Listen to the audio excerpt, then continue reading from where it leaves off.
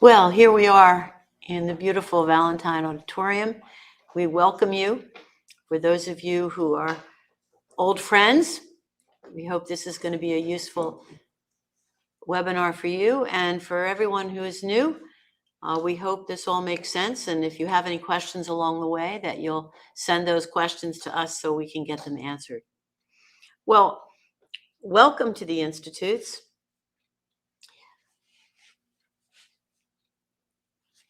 We're here on our beautiful campus. And we're so lucky to have the wonderful campus that we do. We've been here for 68 years. And I guess if we had one wish for everyone who's attending today who has a child who's struggling, it is to welcome you and your child to this campus one day sooner rather than later. Well, who are we? We are a team that, as I say, we date back to our earliest members back to 1955 when the Institutes was founded by Glenn Doman, my father. In those days, in the early days on this campus, we created a rehabilitation center for 60, 70, and 80-year-old stroke patients. And that was the very first rehabilitation center in the state of Pennsylvania. And it was my father, in partnership with the great Temple Fay, a neurosurgeon here in Philadelphia. They decided they were going to get their 60, 70, and 80-year-old stroke patients well. Right from day one, they were very focused on results. And they found, not to their happiness, that after several years, their patients weren't getting better at the rate they wanted them to, even though they were using the conventional treatment and using it very, very properly and well, they weren't getting results. So they threw that treatment away. And they at that time I don't think they thought it was a radical statement, but it turns out to have been. They said, brain injury is in the brain.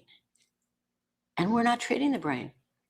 Right now, we're treating everything but the brain: the elbow, the lips, the ankles, the arms and legs. We're treating the periphery. And so they made a decision to stop doing that and to find ways to actually directly treat the brain. And that was really the very beginning of our field, which now is child brain development. It wasn't long before they looked around and realized that, well, they watched their patients getting better with the new treatments that they were developing based on stimulation of the brain and opportunity for the brain. It wasn't long before they looked around and said, gee, we're getting our 60, 70, and 80-year-olds, we're getting them much better. But while we're successfully doing that, there are 2, 3, and 4-year-old severely brain injured kids who are essentially being medicated, warehoused, and forgotten. And when they realized that, little bit by little bit, they started to shift their attention to children, until one day we woke up and it was really all kids. Well, those were our earliest days. And the kids that we started to see ranged from kids who were blind and deaf and paralyzed, well, kids who were in a coma, to kids who were blind and deaf and paralyzed, to kids who could walk but not talk, or kids who could talk but not walk, kids who had severe learning problems or moderate or mild learning problems, all the way to a kid who's almost perfect but not quite, and not making it in life. Those kids arrived here from all over the world. They still do today. And they arrived not with a proper diagnosis of where they were hurt in the brain, but rather with a symptomatic label. And those symptomatic labels, we've watched those labels grow over time. There are now hundreds of different labels that are used to describe what is really an injury to the brain. Those labels may be cerebral palsy, autism, attention deficit disorder, global developmental delay, dyslexia. More than 350 different symptomatic labels to describe a brain injured child. Well, this doesn't help our parents. This makes our parents' lives very difficult because they end up chasing that label and chasing symptomatic treatment, which never, ever works. So those are our kids, from the most hurt kid in the world to the least hurt kid in the world, and every kid in between, children who are hurt in the central nervous system. Well, we have a bit of history with the whole subject of results. Because when we shifted our attention from our adult stroke patients to very young, severely brain injured children, because for the most part, the children we've been treating over the years have been profoundly or severely brain injured. When we shifted our attention, of course, my father and Dr. Fay were still very focused on results, but they realized there's no way to understand the results without some way to measure the child. And they looked for measurement tools, and there weren't any measurement tools. And again, looking at a little bit of our history, here's my father, here's Glenn Doman, and here's what he said in those earliest days. We don't agree with everyone about brain injured children. Our disagreement begins with diagnosis, extends to classification, identification, treatment, technique, methods, philosophy, and ends up with objective. We are positive that the goal should be to make brain injured children well. And we sometimes do. The world believes that to be impossible, and therefore never does. Well, that was the case 50 years ago. It's the case pretty much around the world today. The brain injured child is always given a miserable prognosis. He'll never walk, he'll never talk, he'll never read, he'll never write, he'll never. It's a very dark prognosis for brain injured kids. And so the very first problem really was, well, how do we evaluate our kids? How do we measure them? So our first challenge was measurement. How do we know if the new things we're doing are actually working? Well, there is no science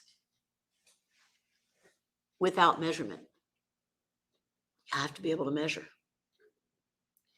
And first, to be able to measure, you have to really know, well, to understand the hurt kid, you have to know what a well kid is.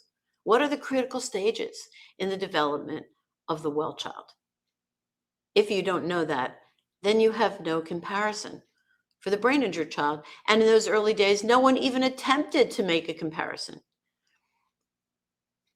In the world of hurt kids, really, when a kid would come back through the door, it was, well, how does he look today? Can he hold his head up better? Is he evacuating his bowels better? Does he look better? Well, that was certainly not good enough for Dr. Fay or my father.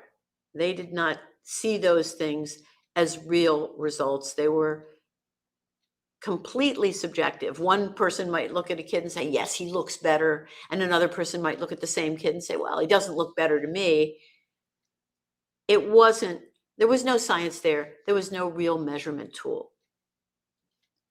Well, that was the first challenge. They had to make a tool, and a tool that would be consistent and accurate and useful.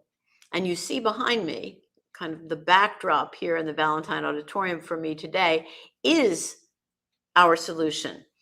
Our solution was to create the Institute's developmental profile. And you see a bit of it behind me. I'm going to show you what it looks like in one piece. You won't be able to read it. It is a difficult document to teach in a PowerPoint world, but you can see enough to see that we're looking at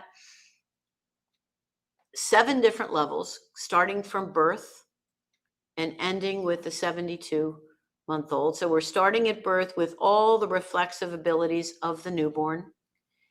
And at the very top, we have all the sophisticated abilities of a well 6-year-old. And basically, the profile is saying to us that a well 6-year-old has all the neurological equipment he needs to make it in life. And really, you and I are a 6-year-old neurologically with experience and knowledge that the 6-year-old doesn't have, and wisdom. That's what we add. But basically, a 6-year-old has the most fundamental equipment by age 6. So we see the critical levels to get that child all the way from birth and those reflexive levels all the way to level 7 at the top. You also see that the profile is divided between the sensory side, where we see the sensory pathways that are critical for human beings: vision, auditory, and tactile. And then on the motor side, you see the motor pathways coming out of the brain: mobility, language, and manual competence. With this tool, we could now measure our brain injured kids. We could see, where does this kid compare? Where is he in vision? Where is he in auditory? Where is he in tactile, mobility, language? We'd put 6 different lines on this profile to show where he is in each of those areas. And then we could literally calculate a neurological age and compare that to chronological age. And that would show us, well, this brain injured child is growing. His neurological age is 25, but he's 50 months old. So he's growing at 50% of a well child. That would give us a baseline. That would mean when that child returned after doing 6 months of the program, we could then measure him again in the same 6 areas, the same levels, and see, is he changing? And is he changing fast enough? Is it a significant change?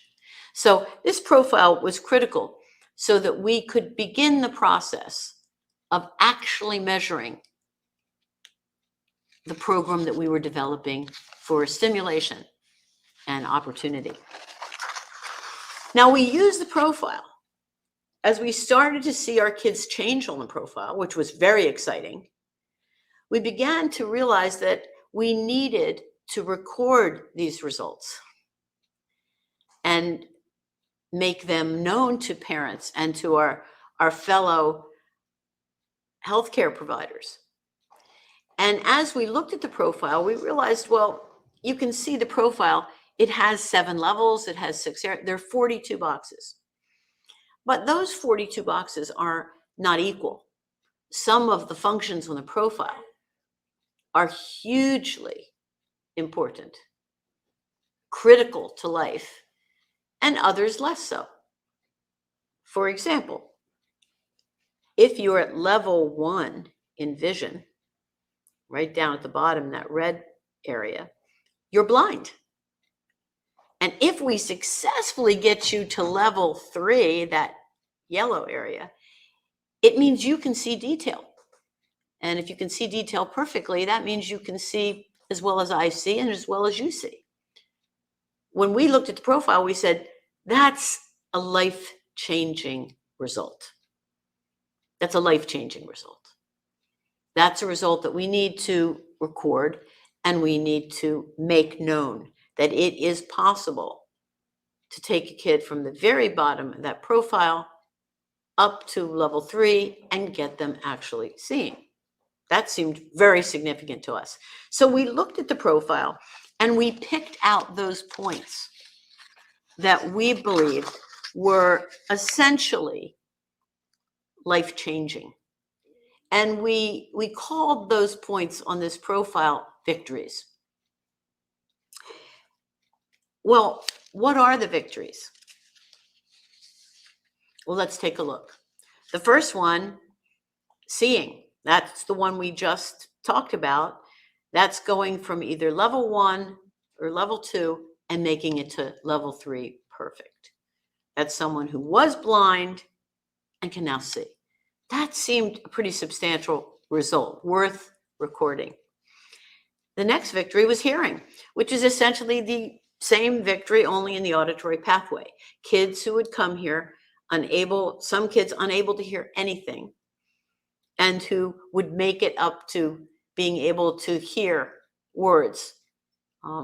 That's life-changing. I think we would all agree.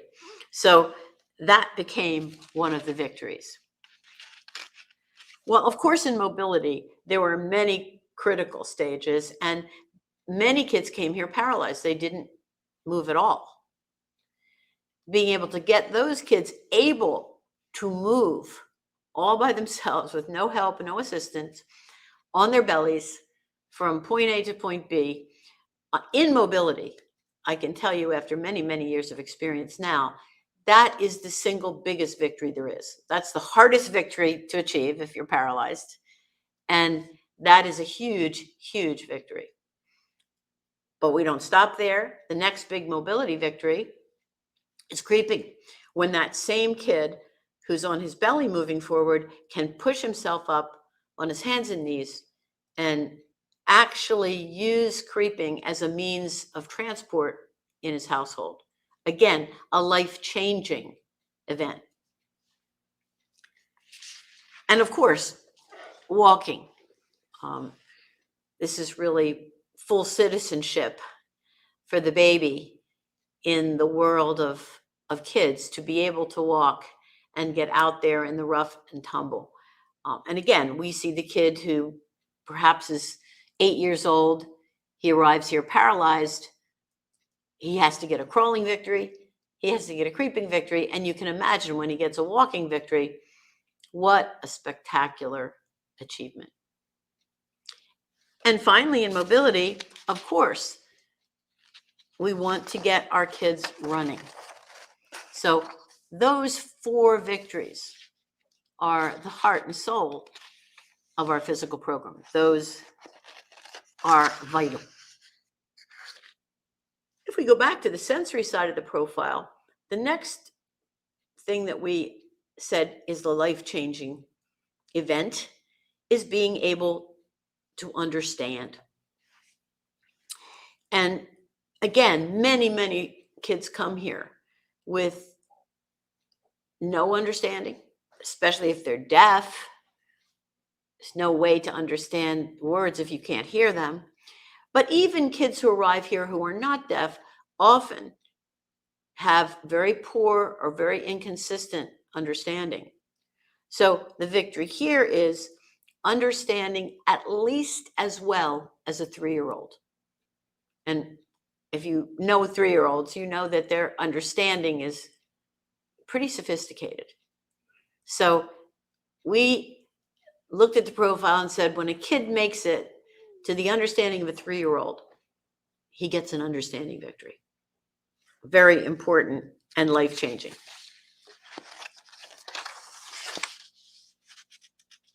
Next, again, going back to the motor side of the profile, speech.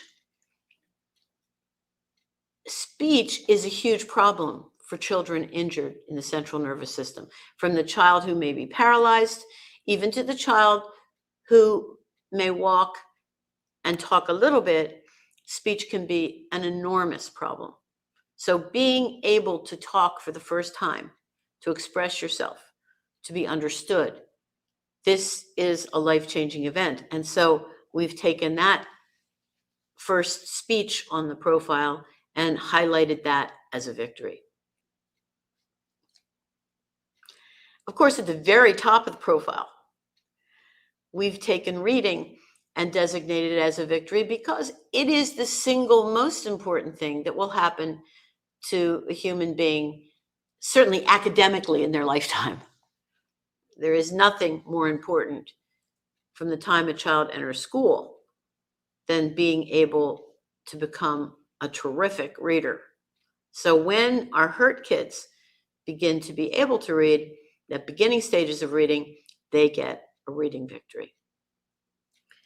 On the other side of the profile, kind of the matched pair to reading, of course, is writing. And again, to obtain this victory, a child has to be able to have the manual competence to actually write. Many of our kids type well before they can actually write.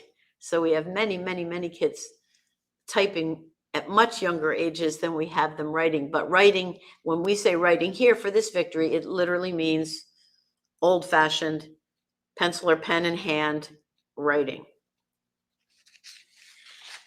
Now, there are two physiological victories that we designated that are not actually on the profile. The first is a health victory.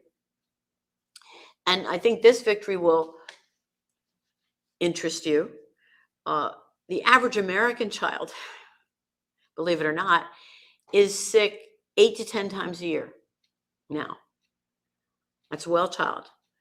Our goal, a health victory in our clinic with our children, is to be 100% healthy. 100% healthy for 12 months. Not 10 illnesses or 9 or 8 or 7. None. Zero. If a kid even gets a cold, the year starts again. It's remarkable how many of our severely brain injured children can make this victory when often kids arrive here chronically ill. And that really means they have more days of illness than they have of wellness. And yet maybe a year or 2 years later, they're the healthiest member of the family. And the final victory, also a physiological victory, is detoxification.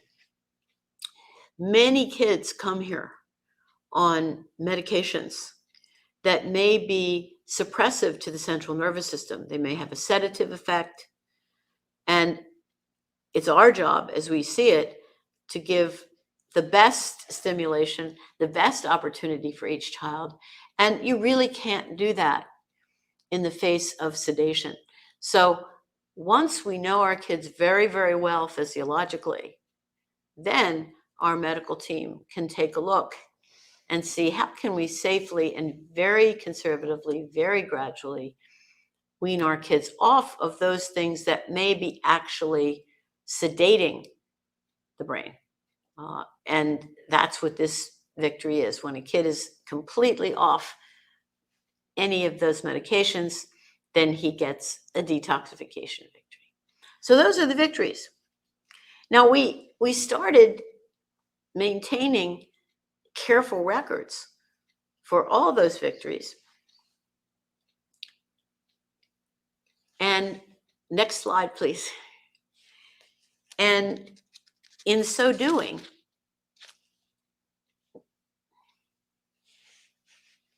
we realized that we had to make that information available, that parents needed to know what was possible, and our colleagues across the street needed to know what was possible. And so we I think logically, my father said, well, we'll find a journal that is devoted to what's happening with brain injured children, and we'll submit these results, these victories, for publication. And when we looked around the world, and this was now many decades ago, we couldn't find such a journal. And so we came to the conclusion that for the time being, we'd have to publish these things ourselves. And we said, well, it's going to maybe take 2 or 3 years. And so we created a little journal. And we called the journal the IN Report, short for the Institute's report. And that journal was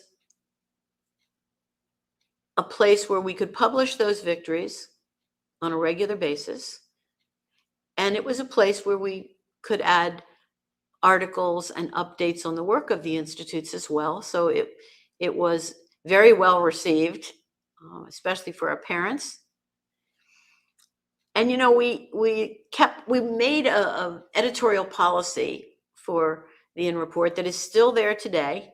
It's the same policy. We haven't changed one word of it. And it basically says, if there's any individual, any group, any clinic, any college, any university, any hospital, any organization, anywhere currently treating brain injured children and getting a result, we would be more than happy to make space in our journal for your results. And do you know that this little journal has been publishing that for many, many years? And this journal just celebrated 6 months ago its 50th anniversary. So the little journal, we thought, well, we'll do this for 2 or 3 years, is now 50 years old and still faithfully publishing those victories so that parents can see what's possible. And it still has the same editorial policy. So if there is anybody out there publishing or needing publishing for their results, we are more than happy to provide the space to do that. So the children's victories we publish, and we publish exactly where that kid was,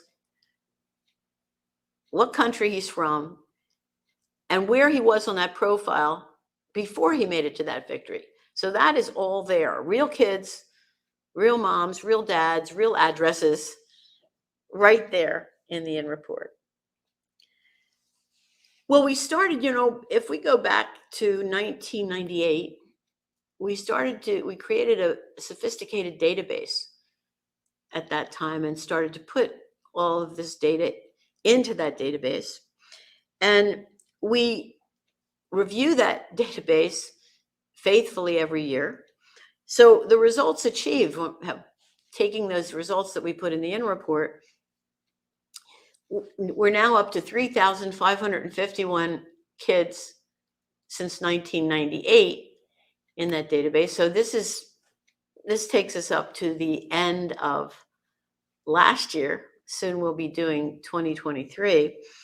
And so it's a precious database, unique in the world, a real archive, which tells us a great deal about each kid. Each child that's in that database, we have a careful, very extensive developmental history. So again, it's a unique archive where we can see exactly the story of what happened to a brain injured child, and then what happened for him to get injured, and then what happened when we intervened with stimulation and opportunity. Well, let's take, just so this is a little more real, so it's not just numbers, let's just take one victory and take a slightly deeper dive. And let's look at the seeing victory that we've already talked about. From that statistic of those 3,000 plus kids, it turns out 424 of those children were blind. And that means, what does that mean, blind? It means some of them had no light reflex. So they were right at the bottom of the profile, no light reflex in either eye. Or maybe they had a light reflex, but no outline perception. That would be level 2 on the profile behind me. Both of these levels, these kids would be termed blind.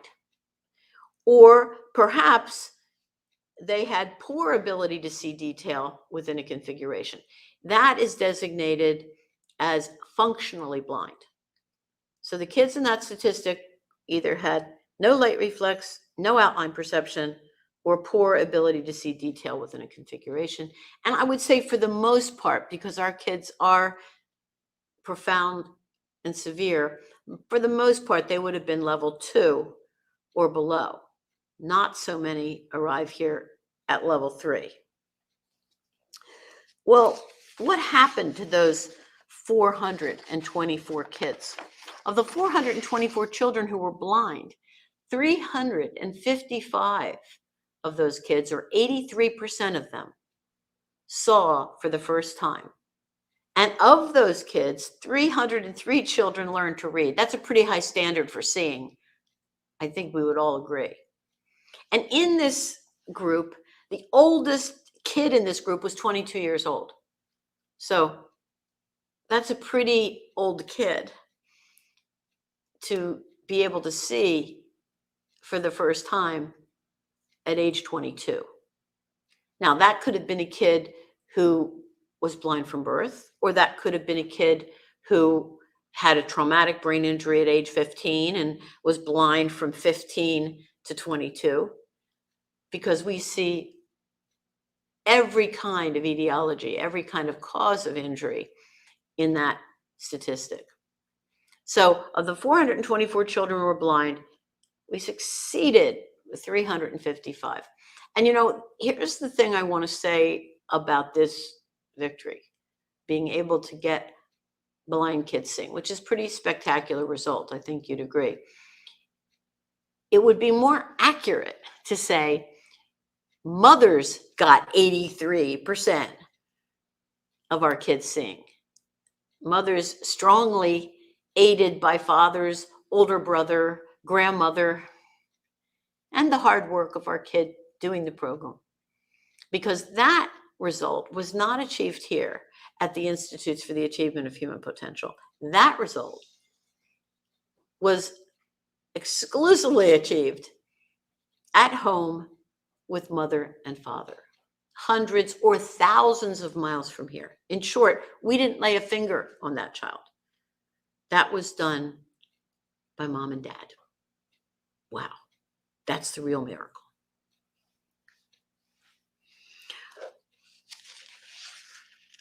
So again, this profile helped us to see what mattered in way of results, to measure those results, and to pinpoint the critical life-changing results that stimulation and opportunity brought about. Well, let's look at a case history, and we're going to focus in on that visual pathway. Since we've decided to look at blindness, let's look at a real kid for a minute who came here blind and see what happened. So we're going to look at the case history of Marietta. And I'm going to read her case history.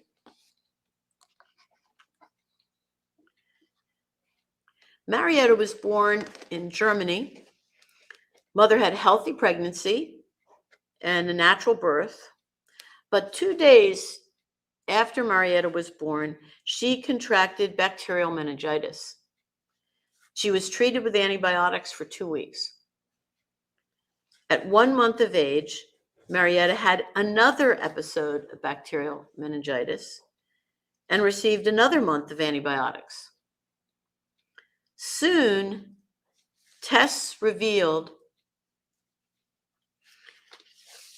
that she had extensive injury to the brain, loss of brain tissue, and that her visual center was gone.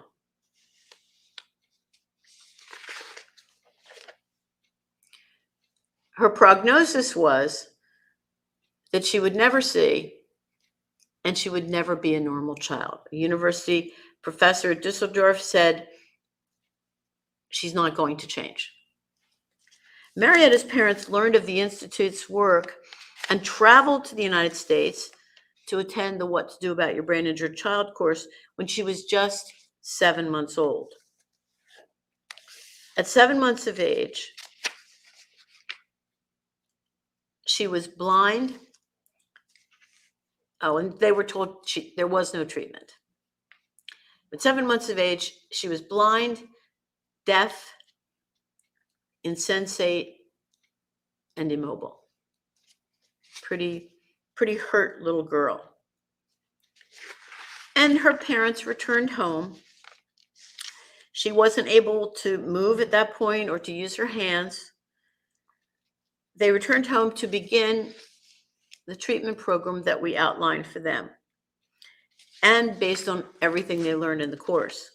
Her program included visual, auditory, and tactile stimulation. And here we see that first program she had when she went home, and we see what that program of visual stimulation looked like. And of course, at this time, she had the maximum opportunity for movement on the floor.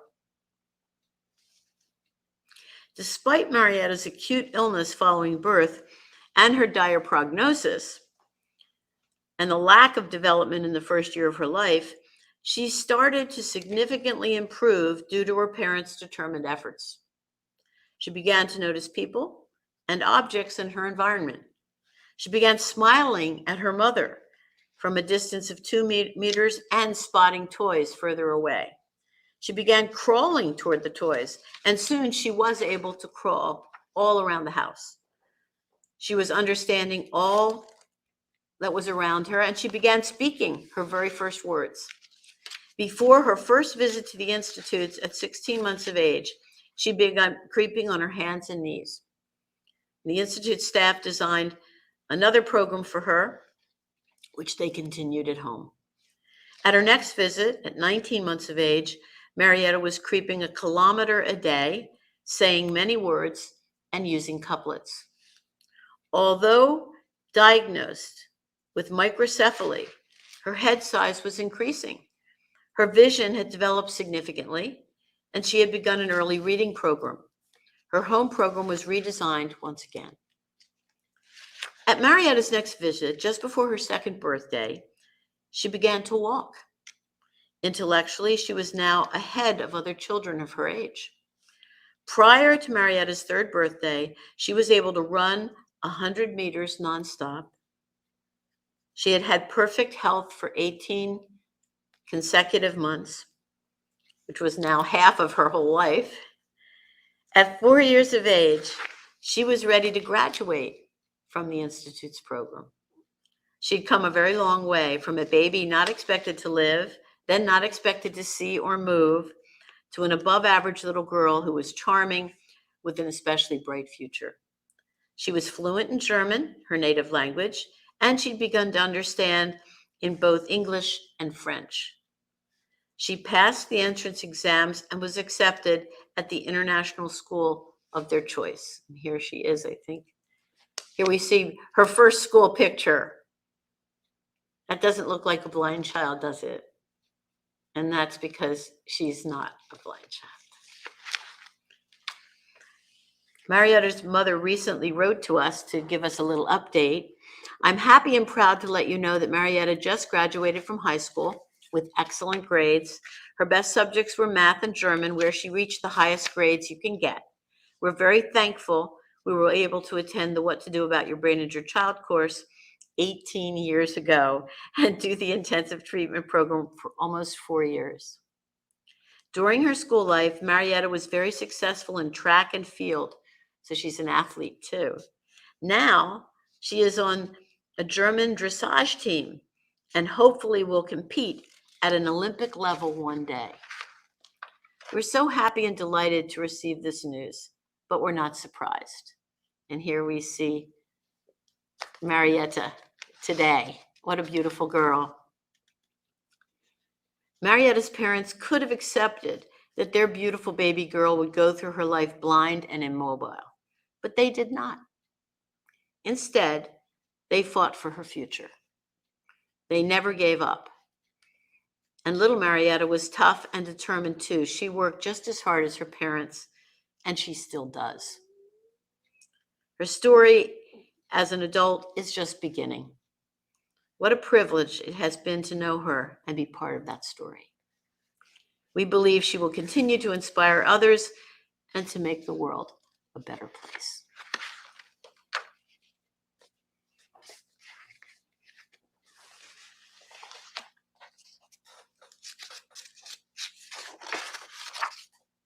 Next slide. Well, I want to begin with some of the questions that we often get that will handle many, many people's questions in one fell swoop. So let's look. The first question, and this is, I think, understandable, is cortical visual impairment, often abbreviated to CVI, in the brain? I mean, is this a problem in the eye? In which case we wouldn't treat that.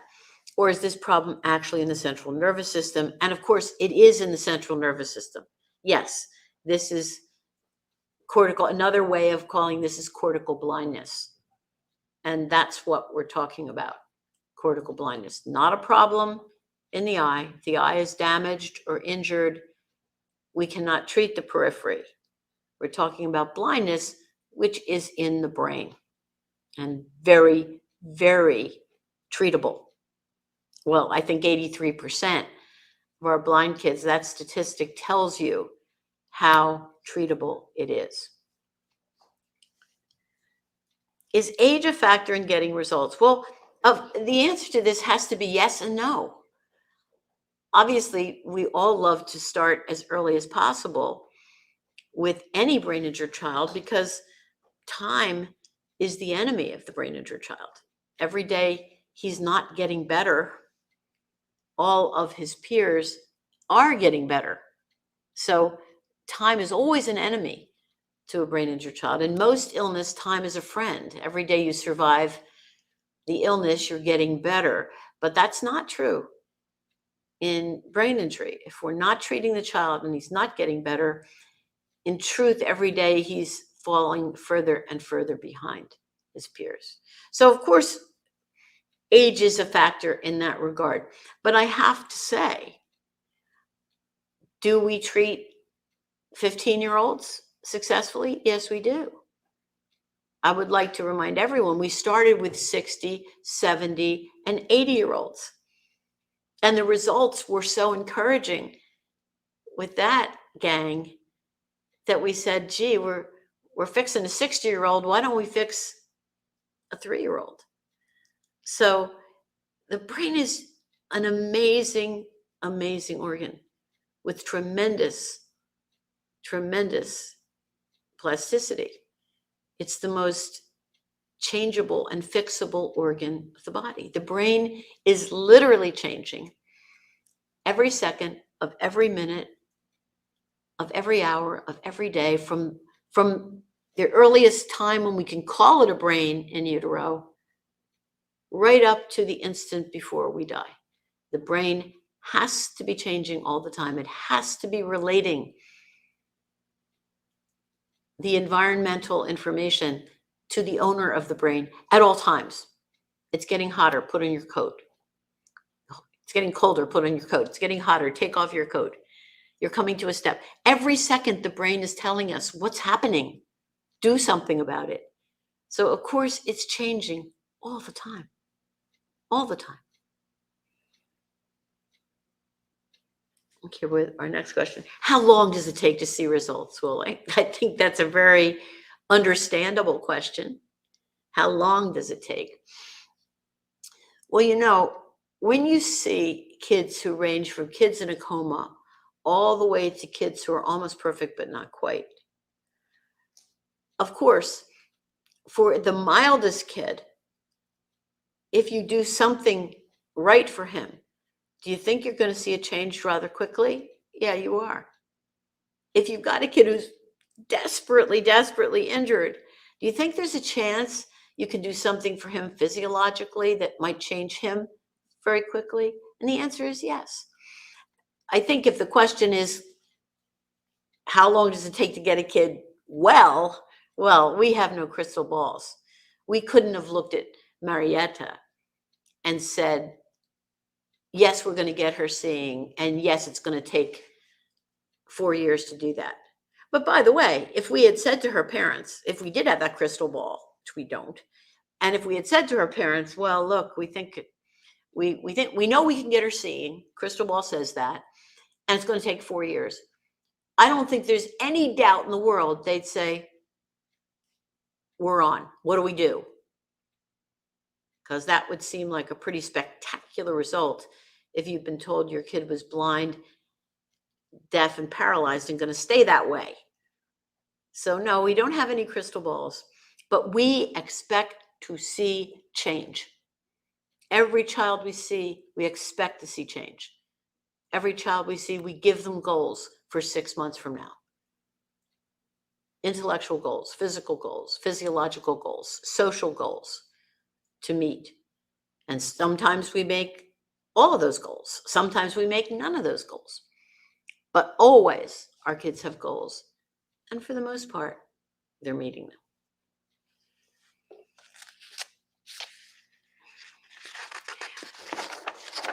My child made every goal the doctor said she would never make. When I proudly took her back to kind of show off, they said it would have happened anyway. I was furious. What should I say to them? You know, I can't tell you that this shouldn't make me laugh because this is infuriating. There's nothing funny about it. But I guess we've heard this question so many times over the last half century. Because it's natural. If you were told your blind kid's never going to see and you've been to 4 different famous places and they've all said that to you, and not only do you get her seeing, but you get her reading, of course there's a temptation to go back and say, look, she not only reads, she's at the top of her class. We always tell parents, don't do that. It's a waste of your time. Don't do that. But some parents do.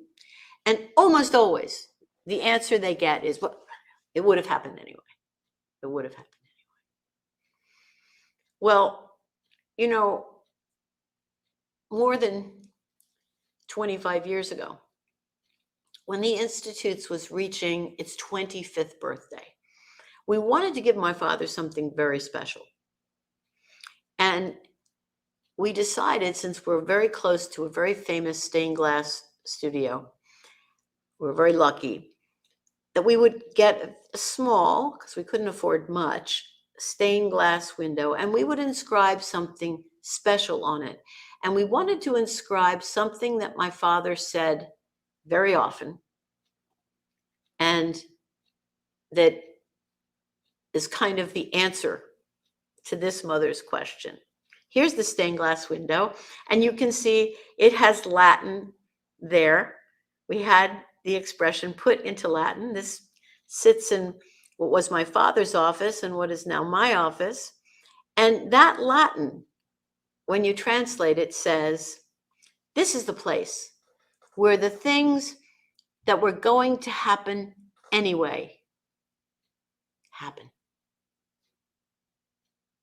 Well, you've been a very good gang, very patient. If you have a question, write that question down. Go up to our website and send it to us. And we will be so happy to answer your questions. And one question that we always get, what do I do next? Well, for those of you who have a hurt kid and you need answers for your child, when you go up to that website, you'll find places to make a Calendly appointment so that you can get together with our staff and answer your questions. And I think we're going to put a link up here so that you can get directly to that Calendly calendar to make that appointment. And if you go to the website, you'll also see our telephone number. Regular business hours from 9 to 5, 5 days a week. If you call that number, you'll get a real life human being. You will not get a machine. And our wonderful Kathy Nell, who's on that phone, will be happy to make sure you get your questions answered. Okay? Well, this is the first in a series on results. We've only just cracked a little bit. We've given one example with vision, but we intend to come back and look at each of those victories, at all the results. And we hope that that will be very helpful to you.